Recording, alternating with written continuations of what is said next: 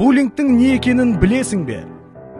Буллинг дегеніміз бір немесе бірнеше адам басқа бір адамның ізіне түсуі, кемсітуі, қорлауы, кейде тіпті ұзақ уақыт бойы ұрып соғуы. Сен мектепте балалардың біреуді үнемі ренжітетінін көрген шығарсың.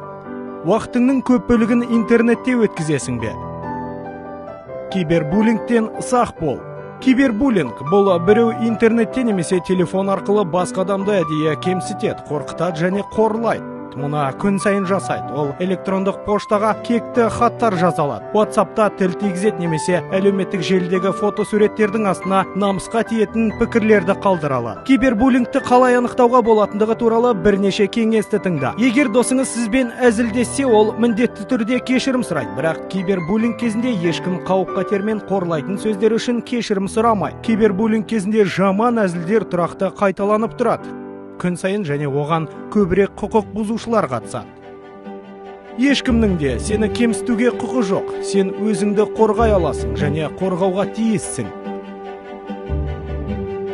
Интернетте қандайды бір мағлұматты жарияламас бұрын мұқият ойлан. Бөтен адамдарға өз мекен жайыңды, телефон нөміріңді немесе мектеп атауын айтпа. Егер біреу сізді интернетте үнемі қорқытып немесе ренжітсе, бұл туралы ата-анаңызға немесе сенетін басқа ересектерге айтыңыз. Бұл сіздің мұғаліміңіз, үлкен ағаңыз немесе әжеңіз болуы мүмкін. Ешкім сені жалақор деп атамайды, өйткені кибербуллинг зұлымдық, онымен күресу керек. Сені ренжіткен құқық бұзушыны өзіңе хабарлама жібере алмайтын етіп бұғатта. Сайт әкімшісіне немесе қосымшаны қолдау қызметіне хабарлас. Олар сені қорғай. Интернетті қолдана отырып жазған және айтқан сөздеріңе мұқият бол, өйткені сенің сөздерің біреуді ренжітуі мүмкін. Интернетте және өмірде басқа адамдарға мейірімді бол. Сонда өзгелер сенен үлгі алады. Интернетті өзіңіз және жақындарыңыз үшін қауіпсіз етіңіз.